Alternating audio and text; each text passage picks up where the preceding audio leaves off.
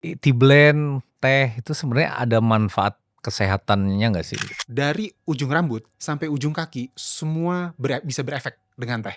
Jadi kayak rambut itu tuh bisa nyuburin, kemudian kulit bisa nyegerin.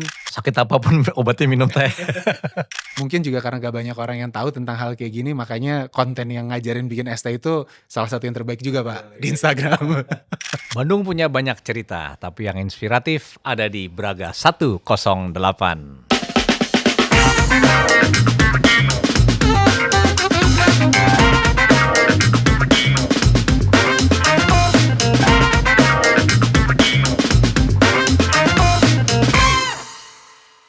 Sahabat Rupiah, negara Indonesia ini salah satu penghasil teh terbaik di dunia ya.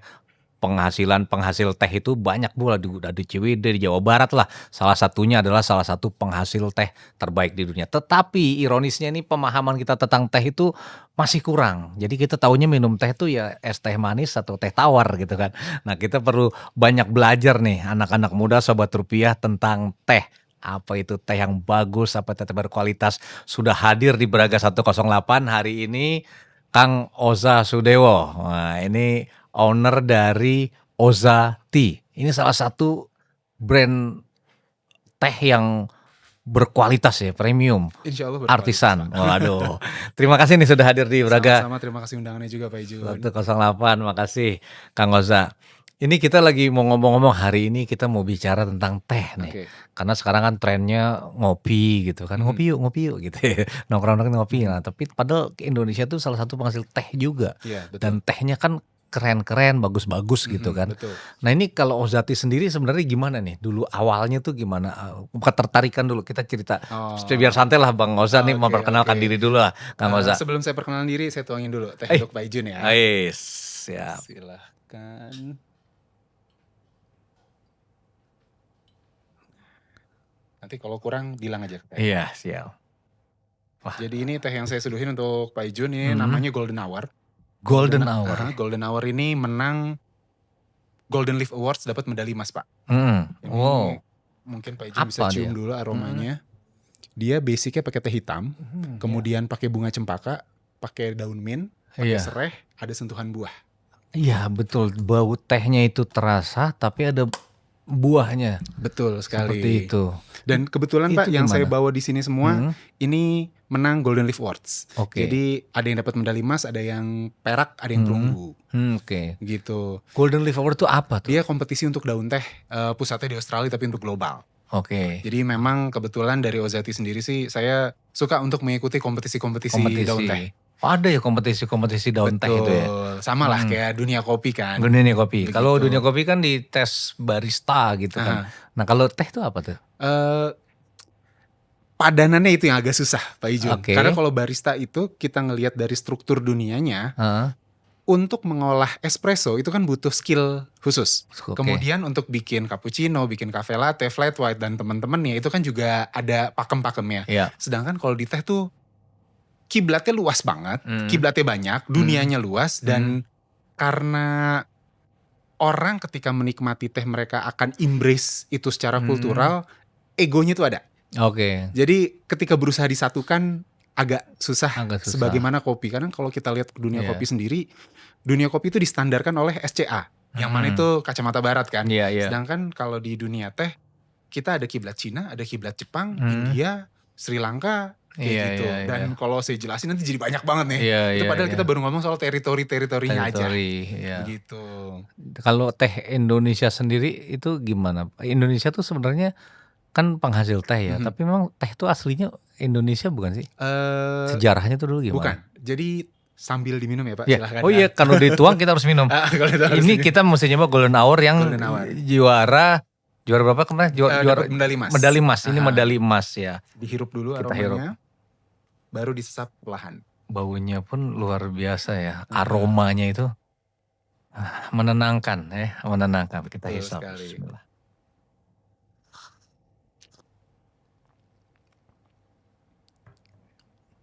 Menenangkan.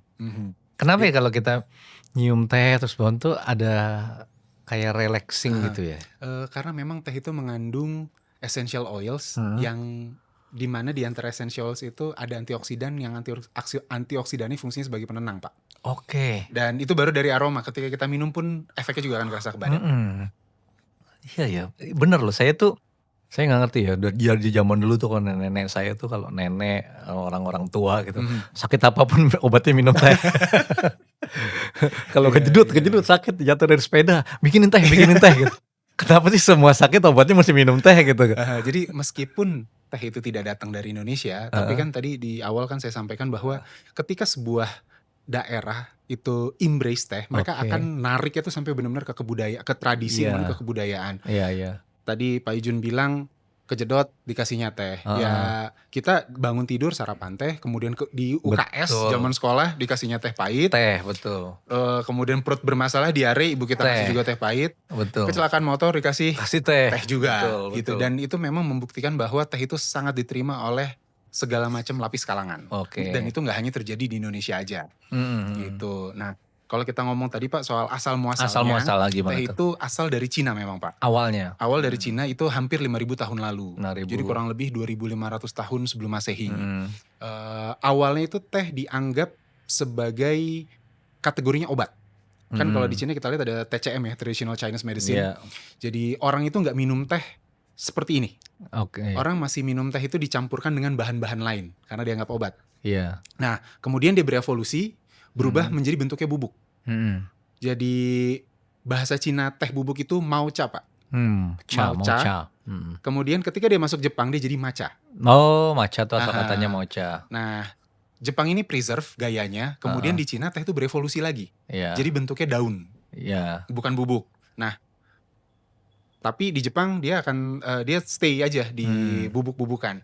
Dan akhirnya kalau nggak salah mulai dari 1100 atau 1200 teh itu mulai bentuknya daun utuh. Gitu. Dan nanti di penghujung abad ke 19, awal abad 20 itu baru teh mulai bentuknya lebih kecil lagi. Jadi teh celup. Gitu. Dan 5.000 tahun lalu dari Cina kemudian dibawa ke Indonesia, mungkin mulai ditanam kayak di Jawa Barat dulu ya Pak. Betul sekali, di Purwakarta Pak. Di Purwakarta pertama kali ditanam teh. Pertama kali penanaman untuk komersil. Dicoba. Jadi sejarahnya itu teh masuk di tahun 1600-an itu masih sebagai tanaman hias di Batavia. Kemudian di tahun 1700-an dicoba penanaman percobaan, itu nyelundupin 7 juta bibit kalau nggak salah. Gagal semua Pak. Dan kayaknya Belanda waktu itu entah fokus ke apa ya, mungkin memperluas daerah jajahan Nusantara ya. Betul. Baru kemudian percobaan penanaman dilakuin 100 tahun lagi di tahun 1800-an. Kalau nggak salah tuh 1810 atau 20 dan itu dicobanya di Wanayasa Purwakarta. Di Purwakarta itu. Kalau teh itu sama seperti harus ada ketinggian tertentu nggak sih? Kalau kopi ada Arabica yang di atas 1000 dpl. Kalau untuk teh sendiri? Pada akhirnya tergantung tempat Pak. Kalau di Indonesia memang paling baik itu di atas 1000. Tetap juga harus yang baik itu yang di atas 1000. Tapi ketika saya tahun lalu ke Jepang, ketinggian 100 aja ada Pak. Tumbuh Pak, subur lagi. Dan bahkan di Jepang ketika saya buka data-datanya, kalau nggak salah paling tinggi itu 900 mdpl. Jadi memang pada akhirnya setiap iklim negara, setiap iklim daerah itu akan punya spek yang lembab sama sinar mataharinya tinggi mana.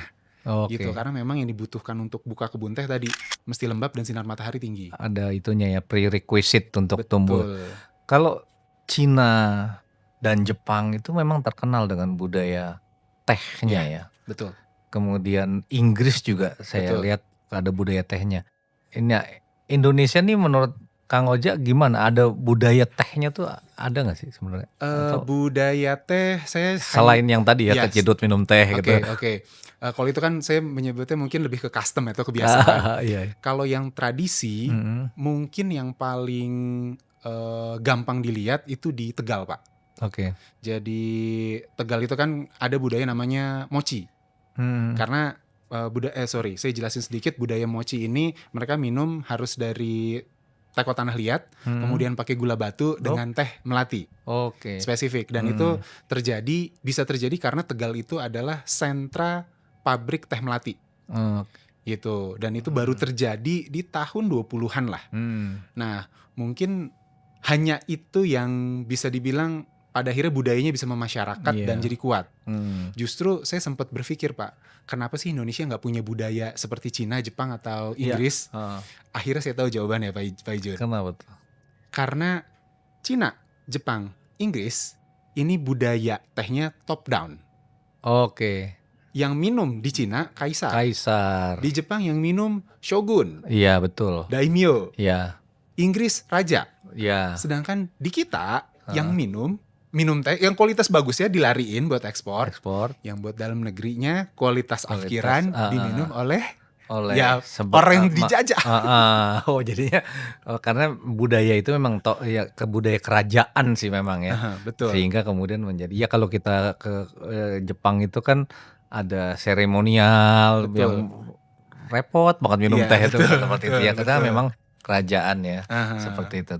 Tetapi teh itu sendiri menjadi bagian dari custom atau kultur masyarakat Indonesia. Ya, betul.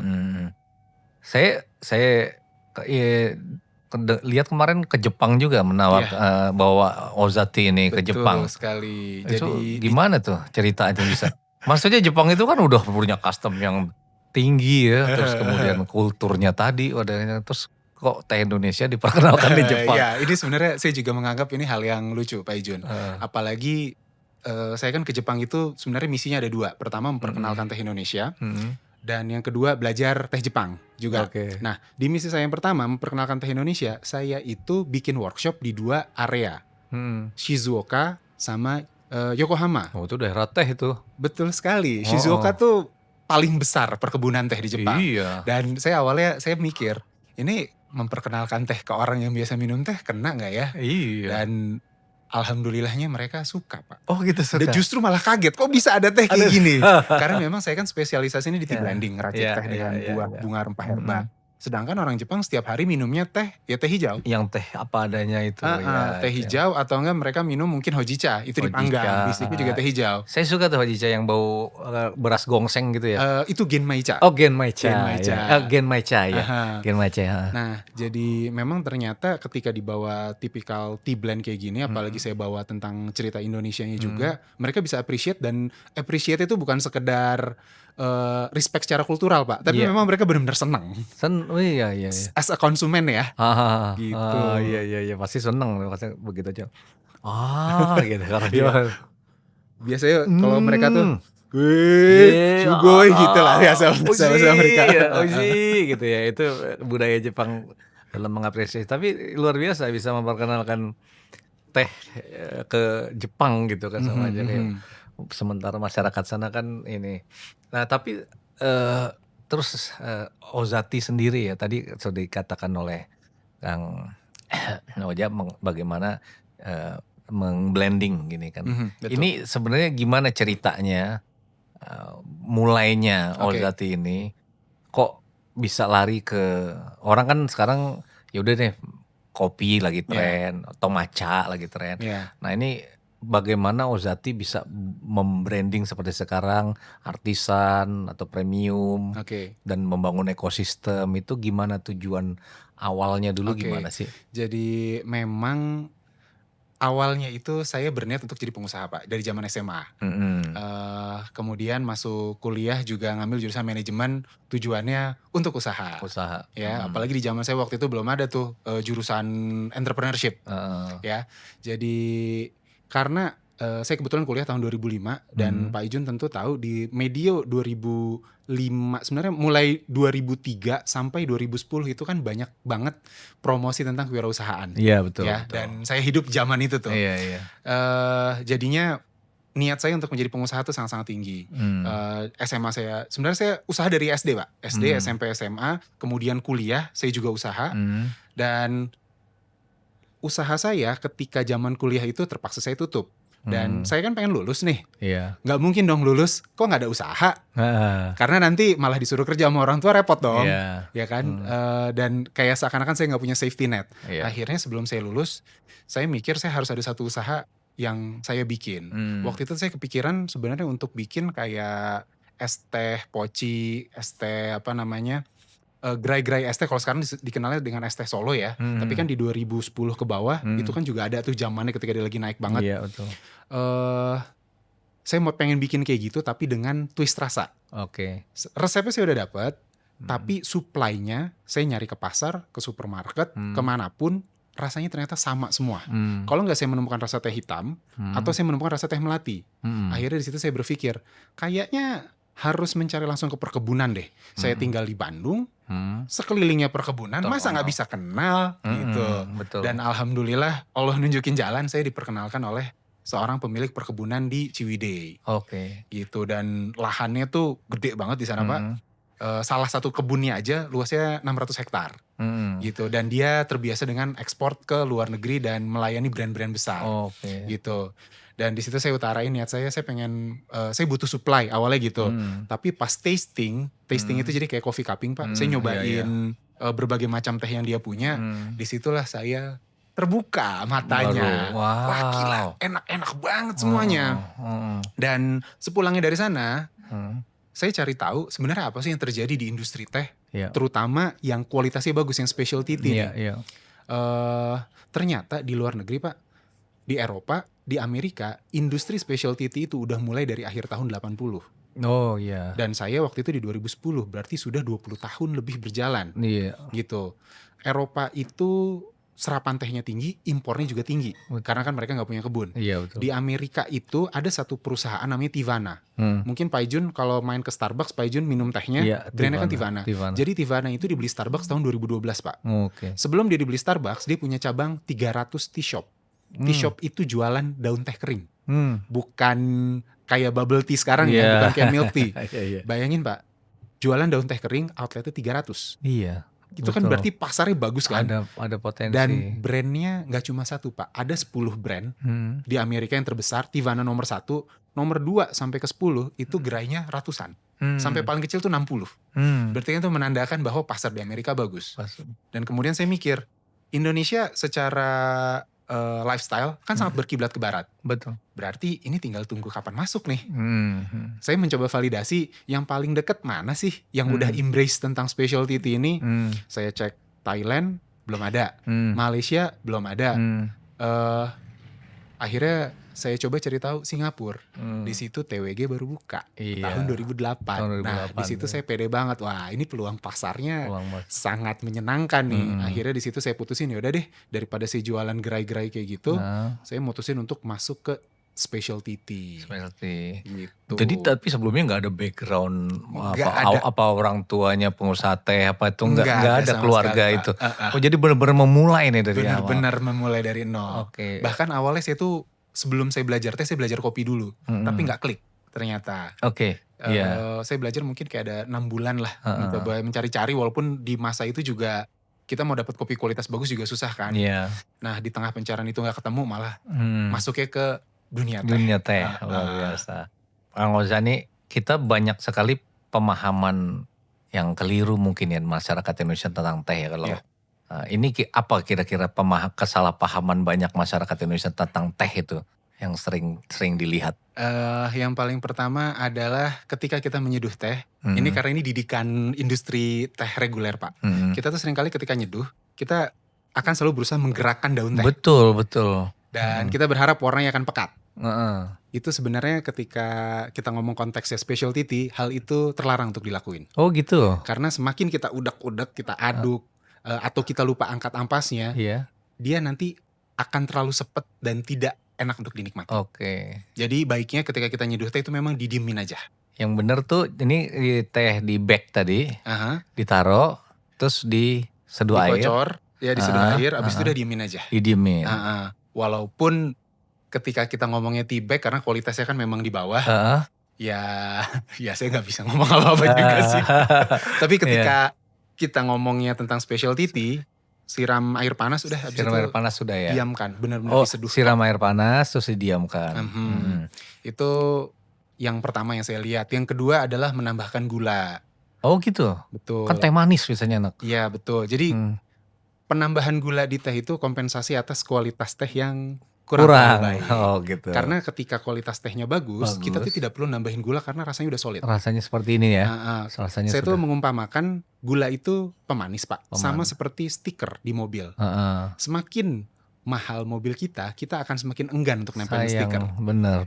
Iya kan? Benar. Bapak bisa lihat mobil LCGC stikernya ramai, ya, happy family, kemudian klub penuh banget. Kalau Pak Ijun ada Ferrari, kira-kira akan ditempelin nggak? Sayang lah. Dan memang teh itu kelasnya ada yang kayak gitu, Pak. Gitu. Ada yang kelasnya murah meriah hore, seperti yang sehari-hari kita minum. Ada juga yang kelasnya kayak Ferrari, kayak Maybach, kayak Pagani, kayak Koenigsegg kalau nggak salah gitu. Ada yang level-levelnya benar-benar gila-gila. Kalau yang gila-gila tuh, yang top-top itu ada juga. Itu sampai. Itu banyak, Pak, sebenarnya. Dan memang ini untuk yang tahu-tahu aja. Karena ini kayak beberapa koleksi teh saya ya. Teh harian saya, ini harian tapi bukan berarti saya minum setiap hari. Cuma bisa diminum setiap hari karena rasanya tuh gak terlalu kompleks. Itu harga per kilo di 10 juta. Gitu. Itu gak terlalu kompleks, tapi udah enak banget. Nah, kalau yang tehnya diminum by moment, jadi karena saking enaknya, saking mahalnya kita minum tuh kayak setahun sekali deh atau 6 bulan sekali deh, itu harga di 200, 300 juta, itu banyak. Luar biasa gitu. Bahkan kalau ngomongin rekor teh termahal, harga bisa puluhan miliar. Teh itu ya? Betul. Sampai segitu luar biasa, delicate dan complicated. Betul. Nah, apa sih ya sebenarnya yang membedakan? Kita ini buat Sobat Rupiah mungkin banyak yang belum paham juga tadi mengenai teh, mana teh specialty, teh biasa atau teh yang murah. Iya. Apa yang paling membedakan nih buat kita supaya tahu atau dari prosesnya gimana ceritanya? Kalau paling mudah untuk membedakannya itu kita ngelihat dari bentuk daun. Semakin utuh bentuk daun teh, kualitasnya akan semakin tinggi. Gampangnya gini, Pak Ijun atau teman-teman ya yang di rumah ini bisa ambil tea bag, kemudian sobek kantongnya, tuangin ke wadah atau ke piring kecil. Dilihat bentuk daunnya seperti apa. Kalau tidak daun utuh, ya berarti tandanya kualitasnya itu kualitas reguler. Jadi kenapa bentuk daun, ukuran daun ini penting, Pak?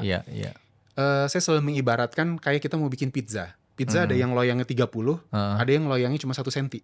Kan kecil banget nih. Betul. Ketika di pizza 30, diameter 30 cm, kita kan bisa masukin berbagai macam topping.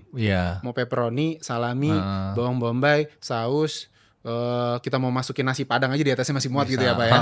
Ya. Kemudian kalau diameternya cuma 1 cm, kita kan cuma bisa masukin apa di atasnya? Saus tomat sedikit, kemudian mozzarella, bombay, sosis aja nggak bisa masuk, salami nggak bisa masuk. Nah, jadi di teh ini ada 3 komponen, Pak Ijun. Antioksidan, essential oil, sama kafein. Antioksidan sama essential oils ini yang membuat teh ini bisa dibilang jadi mahal. Essential oils ini yang memberikan karakter ke dalam sebuah daun teh. Ibaratnya mereka ini 3-tiganya adalah topping, terutama yang 2 nih, antioksidan sama essential oils. Semakin kecil ukuran daun tehnya yang cuma 1 cm, tentu saja akan semakin sedikit antioksidan dan essential oils yang ada di pizza tadi. Gitu. Jadi ketika daun tehnya kecil, itu essential oilsnya nguap semua. Makanya kalau Pak Ijun minum teh celup, ketika berusaha mendeskripsikan apa sih rasa teh celup, ya teh. Nggak ada kompleksitas sama sekali. Nggak kompleks, betul. Sedangkan kalau specialty grade, betul, kita tuh bisa ngebedah rasanya seperti apa. Betul. Ini nggak usah ngomong soal blending, Pak, karena ini kan udah dicampur nih. Betul. Tapi kalau kita unblended, kita tuh bisa nemuin ada rasa ubi, ada rasa coklat, rasa karamel, kemudian ada rasa bunga, ada rasa buah. Itu bahkan belum diapa-apain, modalnya cuma air panas aja. Itu di daun tehnya? Dari daun tehnya aja. Belum di blend? Belum. Sekompleks itu ya? Sekompleks itu. Kalau di Jawa Barat sendiri, di Indonesia lah, itu kompleks itu nggak? Maksudnya kualitas teh kita? Sudah ada beberapa perkebunan yang memang concern untuk produksinya specialty tea. Gitu, alhamdulillah. Dan memang kan selama ini BI Jawa Barat juga kan udah ngedukung dunia teh, Pak, terutama specialty tea. Jadi di beberapa event sebelumnya di KKJ, saya tuh selalu bawa teman-teman teh juga untuk ikut showcasing lah, gitu. Dan itu yang kita bawa juga perkebunan-perkebunan teh yang memang sudah terbukti mampu untuk membawa kualitas teh yang specialty grade. Iya.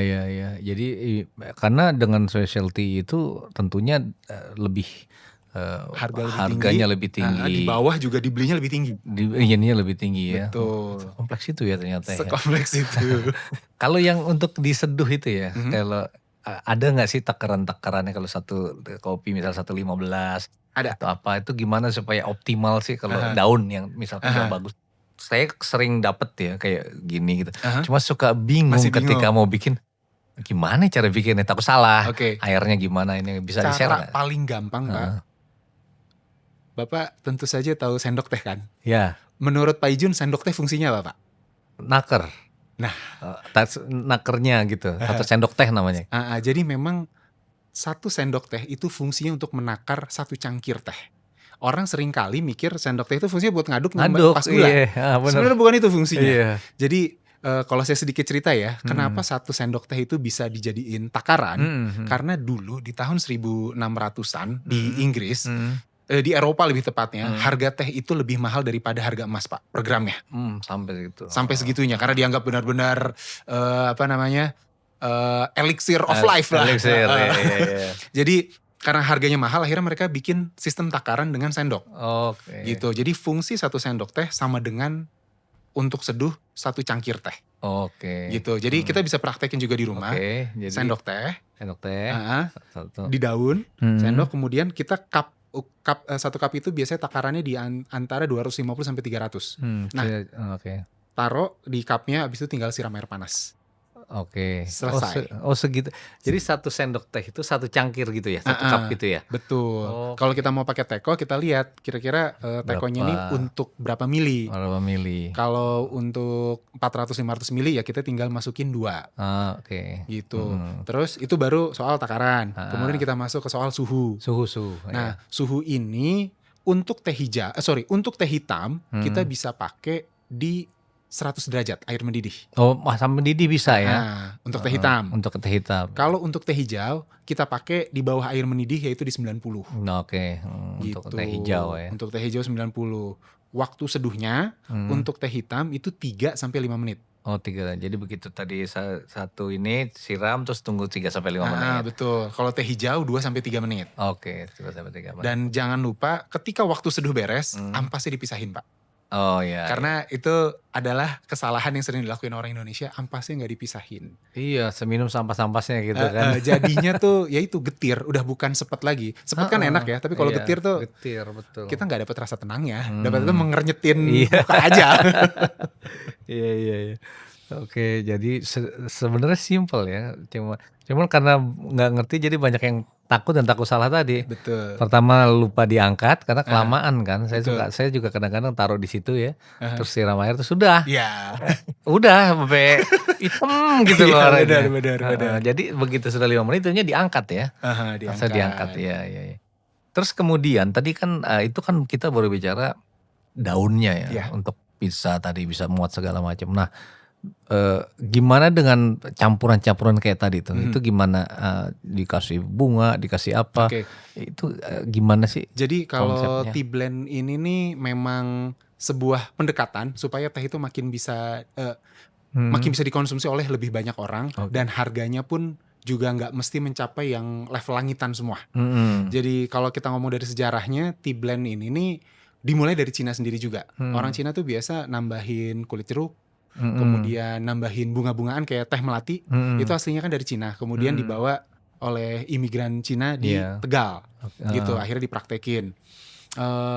Mereka nambahin bunga supaya proses, nama proses itu scenting, mindahin wangi bunga ke wangi teh, gitu. Dan kemudian ini analisa saya di Asia Tengah, karena Asia Tengah kan jalur sutra Pak. Dan negara Asia Tengah kan kering semua. Mereka banyak produksi buah-buah kering juga. Nah, di situ tuh terjadilah pencampuran antara teh dengan buah-buahan. Itu jadi memang sudah sejak dulu sudah ada proses. Observasi saya begitu. Okay. Karena waktu itu saya sempat jalan ke Uzbek. Uzbek kan kultur Asia Tengah, sama kayak Turki. Dan Grand Bazarnya mirip ternyata dengan Turki, ya kan? Dan teh ditumpuk-tumpuk, kemudian ada rempah, ada bunga-bungaan, ada buah juga. Dan ketika saya ngebaca sejarahnya mereka, ya saya punya asumsi bahwa memang untuk tea blend yang buah-buahan itu jangan-jangan asalnya dari Asia Tengah, baru kemudian dibawa adopt sama orang Eropa. Iya. Gitu. Teh melati itu juga mungkin itu ya? Teh melati itu dari Cinanya langsung. Dari Cina langsung. Maksudnya dia di blend dengan melati tadi kan? Betul. Iya. Nah, jadi memang saya ngelihat juga kenapa saya akhirnya fokus ke tea blend ini, karena saya ngelihat itu lebih gampang untuk mengedukasi pasar. Bahwa ada teh dengan kualitas bagus dan rasanya tuh macem-macem. Karena untuk mengedukasi orang teh harga misal 10 juta aja sekilo, itu beratnya luar biasa Pak. Pertama mungkin karena daya beli, kemudian yang kedua teh itu sebenarnya acquired taste. Betul. Orang harus belajar dulu baru bisa ngerti. Baru tahu ke delicate-nya tadi. Betul. Kompleksitas rasanya tuh baru. Dan itu kan ya namanya juga kan saya bisnis Pak. Kelamaan. Jadi akhirnya saya memutuskan untuk masuk ke tea blend secara lebih serius. Jadi Ozati ini fokusnya ke tea blend. Sampai sejauh ini kami masih fokus di tea blend. Tea blend, teh itu sebenarnya ada manfaat kesehatannya nggak sih secara? Soalnya takutnya minum teh kafeinnya banyak juga gitu. Kalau kopi kan sudah banyak penelitian. Kalau teh sendiri menurut Kang Oza apa? Jadi memang soal kesehatan ini, teh itu bisa dibilang minuman yang paling rendah side effect-nya. Kalau dari saya baca-baca. Tapi di lain sisi teh juga banyak digadang-gadang manfaat kesehatan. Jadi kalau kita lihat dari ujung rambut sampai ujung kaki semua bisa berefek dengan teh. Jadi kayak rambut itu tuh bisa nyuburin, kemudian kulit bisa nyegerin, jantung dia ada untuk kesehatan jantung juga bisa, untuk paru-paru bisa, untuk pencernaan bisa. Tapi Pak, mungkin yang agak berbeda dengan pebisnis-pebisnis lain, di teh ini saya tuh tidak menjual khasiat. Oke. Karena saya selalu percaya ketika orang mau membeli produk karena khasiat kesehatannya, dia hanya akan minum ketika dia sakit. Contoh paling gampang adalah, ada nggak sih orang minum obat pusing setiap hari padahal tiap hari pusing? Iya kan? Dia pasti dia akan berpikir macam-macam lah. Gini kalau gue minum ini tiap hari gimana nih? Dan orang itu tidak akan dengan senang hati mengonsumsinya. Jadi makanya ketika di dunia teh ini saya selalu lebih mengedepankan tentang cita rasa, gitu. Kenikmatan, elixir tadi. Betul. Relaksasi gitu ya. Ada nggak ininya kalau kenikmatan ini oke nggak sih kalau diminum berapa kali sehari gitu, pagi, siang, sore gitu? Ini optimal ya Pak. Kalau berdasarkan jurnal yang pernah saya baca, kita minum 4 cangkir sehari, baru kita bisa mendapatkan manfaat kesehatannya. Oh, justru mesti 4 cangkir ya? 4 cangkir. Makanya saya itu waktu di Inggris tuh dikit-dikit tea time. Iya. Ada pekerja di rumah yang di gardener itu saya lihat yang di kampus lagi kerja, toto duduk-duduk, saya samperin lagi tea time. Tea time. Oh, karena mungkin dia tahu kali harus 4 kali sehari. Ya, kayaknya begitu. Untuk jadi 4 cangkir itu tuh kurang lebih 1 liter. Padahal kalau kita lihat kan kita tuh dianjurkan minum minimal 2 liter sehari ya Pak. Iya. Jadi memang zaman dulu Pak, sebelum industri AMDK seperti sekarang, saya selalu percaya bahwa orang-orang zaman dulu itu minum untuk hidrasinya itu pakai air teh. Oh gitu, malah pakai air teh ya? Betul, karena kan kalau kita mau minum air putih pilihannya mentah atau direbus. Kalau direbus kelamaan, nunggu dingin. Akhirnya mereka masukin daun teh. Supaya lebih bisa dinikmati. Oke. Ini Ozati kan bukan hanya sekedar produksi teh aja kan, tapi kita lihat juga membangun sebuah ekosistem. Betul Pak. Nah, ekosistem seperti apa nih yang dibangun dan melibatkan siapa saja oleh Ozati? Jadi kalau kita berangkatnya dari belakang dulu Pak, dari bahan baku. Jadi memang ada 2. Yang pertama dari sisi tehnya, dan yang kedua dari komposisi non teh. Oke. Jadi kalau dari sisi tehnya, kami memang ada pabrik sendiri di daerah Ciwidey, dan di sini pun di pabrik itu kami ngambil dari petani teh rakyat untuk pucuk segar. Jika kebutuhan tidak terpenuhi, kami akan ngambil dari teman-teman kami yang memang punya perkebunan. Gitu. Jadi yang terjadi di dalam pembelian daun teh ini, kami beli pucuk halus. Pucuk halus yang mana itu kualitasnya sangat berbeda dengan pucuk kasar untuk teh-teh reguler. Dengan harga itu bisa kami beli mungkin range-nya 3-6 kali lipat. Harga normal. Gitu. Itu dulu ke petani-petani itu? Itu ke petani. Itu yang pertama. Kemudian untuk yang komposisi non teh, yang kami lakukan adalah beli langsung dari petani juga supaya dapat kualitas terbaik dengan harga terbaik. Harga terbaik ini bukan berarti paling murah, Pak. Tapi justru kami berani bayar mahal supaya kualitasnya bagus. Itu sebagai contoh ya, Pak. Ada satu komponen herbal. Kalau impor, saya dapat di angka 150.000 sekilo. Tapi kalau kita ambil lokal, saya dapat di angka 500.000 sekilo, kan jauh. Tapi saya tetap lebih mengutamakan yang lokal. Itu. Nah, sayangnya ternyata barang lokal ini petaninya nggak kuat buat nambah kapasitas penjualan. Itu biasa PR gitu. Akhirnya saya balik lagi ke impor. Tapi untuk menjaga kualitas tehnya tadi di kalangan petani itu gimana? Apakah melakukan juga pengawasan atau bersama-sama? Atau? Jadi memang karena di pabrik ini kan partnership, Pak. Dia yang menguasai medan di bawah dan memang dia sudah minta barang yang boleh masuk itu hanya barang-barang sesuai dengan spesifikasi. Jadi memang terutama di bagian bawah kayak gitu bermain ketegasan pada akhirnya perlu. Dan nggak akan dibayar kalau barangnya nggak sesuai. Iya. Jadi memang perlu juga menjaga kualitasnya itu tadi ya. Betul. Dan ini memang ekosistem siklus teh ya dari hulu sampai hilirnya sampai kemudian jadi itu perlu dijaga. Kan kalau kopi itu kan juga setiap titik sangat rawan ya. Betul sekali. Dijemurnya salah, di roastingnya salah. Nah proses teh itu sendiri ya dari daun dari petani sampai jadi kayak gini. Ini seberapa complicated dan apa yang dikerjakan di Moza untuk menjaga sampai.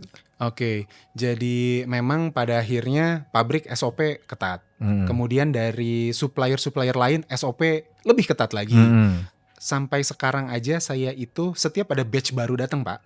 Misal contoh kayak ambillah daun mint. Daun mint pembelian, misal saya baru beli Januari kemudian datang lagi Maret. Di bulan Maret itu kita akan melakukan blending ulang untuk semua varian yang pakai daun mint. Gitu. Dan Pak Ijun bisa bayangkan saya komposisi ada 150 lebih dengan varian teh itu 60 lebih. Jadi setiap kali barang masuk kita akan bikin untuk menyamakan rasa. Disamain lagi supaya standar rasa supaya standar rasanya itu gak berubah-berubah. Gitu. Dan saya sendiri yang turun langsung untuk tasting. Itu dari daun kan, dari petani daun atau sudah kering? Itu sudah kering semua. Sudah kering. Terus nanti betul di situ dites lagi untuk menyamakan rasa tadi. Betul. Sampai sedemikian serius, Pak. Serius, iya. Karena seperti Pak Ijun tahu konsistensi itu mahal. Iya betul. Karena kan kalau kita sudah keluar harus konsisten rasanya. Betul. Nah sekarang ini Kang Oza juga jadi salah satu konten kreator teh ya. Ini nggak banyak loh konten kreator teh karena kita juga kadang-kadang bingung untuk kalau ya dunia sekarang kan lagi kopi, matcha gitu kan. Betul. Oke lah, coklat beberapa lah. Teh ini bingung mau bikinnya. Kalau kadang-kadang sekarang lagi espresso bomb, dirty latte. Itu kan sebenarnya kreasi-kreasi. Nah, dengan menjadi konten kreator ini tujuannya apa itu, Kang Oza? Tujuannya sebenarnya edukasi, Pak. Dan hanya itu tujuannya, tujuan awal. Jadi saya ngelihat edukasi ini sangat penting untuk membuka cakrawala konsumen. Karena kalau mereka nggak dikasih tahu, siapa lagi mau ngasih tahu? Betul ya. Dan memang industri spesial, kalau saya sebut industri mungkin agak jelek ya, tapi specialty tea ini harus disiapkan dulu manusianya, baru kita bisa masukin barang-barangnya yang bisa mereka nikmati. Karena saya lihat, misal kita mau jualan mobil Pajero atau Fortuner, Pak, kita tidak mungkin menawarkan ke orang yang belum pernah punya mobil sama sekali. Kita akan menawarkan ke orang yang seenggak-enggaknya udah punya expander. Iya betul. Ya kan karena range-nya nggak terlalu jauh kan. Iya betul. Jadi yang saya lakukan sebenarnya, saya pertama memilah-milah dulu siapa sih di pasar ini yang sudah hampir siap. Kalau memang terlalu kecil, pasar yang hampir siapnya mau nggak mau saya mesti turun untuk menyiapkan pasar tadi supaya mereka semakin siap ke arah specialty tea. Gitu. Itu sebenarnya fungsi dari edukasi. Edukasi itu ya. Ya kan saya pernah lihat tuh yang bikin pakai telang gitu ya. Betul. Terus dikasih es. Betul. Itu kan inovasi yang kreatif juga gitu bikin. Jadi pengen nyoba juga gitu sendiri di rumah kan. Ternyata bisa aneka ragam jenis sajian ya dari Betul. teh itu ya. Banyak Bisa banget. dicampur macam-macam. Betul. Apa yang paling favorit dan paling gampang nih misalkan? Kayak itu kan ada yang di shake pakai telang, pakai apa. Sebenarnya yang paling gampang ini dari racikan-racikannya Ozati itu hampir 95% bisa dijadiin iced tea, Pak. Ketika kita bikin iced tea dengan metode yang proper, itu rasanya akan sangat-sangat enak. Oh gitu. Ya, kita kan es teh gitu kan, tahunya teh dikasih es. Nah, ini gimana tuh cara? Jadi saya ceritain dulu soal es teh yang beredar di pasaran, itu seringnya tuh es teh panas, Pak. Oke. Apalagi kalau kita makan di warung pecel tuh. Es teh panas, atasnya es, dingin, pas kita sedot, bawahnya anget. Iya betul. Karena dia teh panas dulu baru dikasih es batu. Jangan begitu. Oke. Jadi kalau kita mau bikin iced tea yang bagus, yang proper ya, kita bikin konsentrat dulu. Oke. Harus konsentrat, jadi kita nggak bisa pakai rasio standar untuk bikin teh panas. Jadi kita pakai 4 gram teh untuk air panas 100 mili. Nanti hasilnya tuh cuma 80 mili, Pak, konsentratnya. Nah, setelah itu kita tambahin es batu. Es batu kurang lebih 200 mili, kita tambahin gula bisa di situ. Mungkin 20 milian. Habis itu kita bisa shake atau kita bisa aduk aja. Oh, jadi jadi konsentrat ini tadi dituang ke es batu. Ya. Di sini terus baru di shake. Betul. Inilah es teh yang benar, yang proper. Oh gitu. Iya, kita soalnya biasa bikin teh banyak terus baru kasih es. Oke. Dan itu mungkin juga karena gak banyak orang yang tahu tentang hal kayak gini, makanya konten yang ngajarin bikin es teh itu salah satu yang terbaik juga, itu, Pak, di Instagram. Itu Sobat Rupiah, lihat di Instagramnya Kang Oza nih banyak sekali cara-cara bikin teh yang menarik gitu loh. Yang kita gak kepikiran sebelumnya, ternyata setelah dicoba enak juga gitu. Ini seru banget. Nah, sebelum menutup nih kita ada beberapa cerita kan, tadi banyak cerita. Nah, ini ada peran satu, ini kita kan di BI Jawa Barat nih. Iya. Sering juga mengajak atau memberikan kemitraan dengan banyak UMKM, salah satunya pelaku teh. Apa yang dirasakan Kang Oza sendiri terhadap peran BI dalam mendukung specialty lah khususnya? Sebenarnya yang paling saya rasakan sih, Pak, saya tuh sangat tersentuh ya, Pak, dengan kata kuncinya nih adalah kepedulian, Pak. Karena kepedulian ini kan jadi barang mahal lah ya di negara kita sekarang. Ya, betul. Dan alhamdulillah BI Jabar sudah menunjukkan kepeduliannya itu sejak memang kami bersama BI Jabar ini dari 2021, Pak. Gitu. Memang selama ini yang sudah dilakukan juga kan untuk ngangkat teman-teman teh. Gitu. Betul. Dan harapannya sih ke depannya mungkin bisa terlibat lebih dalam lagi. Karena kalau kita ngomongnya ekosistem, Pak, tentu saja saya pelaku usaha. Dan walaupun saya sebagai content creator juga kan cuma saya seorang. Memang perlu orang lebih banyak lagi yang terjun ke dalam dunia teh ini supaya harkat dan martabat itu bisa naik. Iya, betul. Jadi selama ini apa yang di ini oleh BI Jabar, diajak ke mana atau ada pelatihan atau? Yang paling penting, ya yang paling rutin ya, itu dulu sempet ada acara khusus teh, namanya Javati Festival atau Javati Experience. Gitu, itu alhamdulillah berjalan 3 tahun. Dan bahkan waktu itu ketika sebenarnya kan tadi saya cerita nih Golden Leaf Awards menang ya, Pak. Dan itu gak hanya brand Ozati aja, ada brand teman-teman lain yang menang di tahun yang sama. Di Javati Festival ini kita bahkan sampai ngundang Principal Golden Leaf Awards-nya untuk awarding di acara tersebut. Gitu, dan itu sebenarnya luar biasa sih untuk industri teh, Pak. Industri ya. Ya, ini salah satu memang yang didorong karena Bank Indonesia di daerah itu kan salah satu perannya adalah bagaimana mengangkat potensi ekonomi di daerah ya. Karena ekonomi UMKM ini yang paling kuat ya, penyerapan tenaga kerja, kemudian kalau dia mampu ekspor juga bisa meningkatkan devisa kita. Jadi ini yang salah satu kepedulian untuk mencari champion memang, dan specialty tea ini salah satu yang punya kekuatan karena nggak banyak kan yang bisa begini. Jadi itu yang kita lakukan. Mudah-mudahan sih ini kerjasama terus dan Bank Indonesia terus bisa memberikan kepedulian lah, terutama pada pelaku-pelaku UMKM seperti ini. Oke, sebelum menutup diskusi ngobrol-ngobrol kita sore hari ini, kira-kira ada pesan nggak nih Kang Oza buat teman-teman yang mau mulai usaha atau para pecinta teh, dan apa yang dapat disampaikan Pak Oza? Sebelum memutuskan untuk masuk ke dalam suatu bisnis, Pak, ini bisnis apapun ya, selalu pikirkan hasil akhirnya akan seperti apa. Karena kebetulan kalau pendekatan saya pribadi, sebelum saya masuk teh, peluang saya lihat, dan ketika peluang itu nampak, saya langsung memutuskan dalam 10 tahun, dalam 20 tahun, gue mau ngapain di dalam. Itu hal ini bisa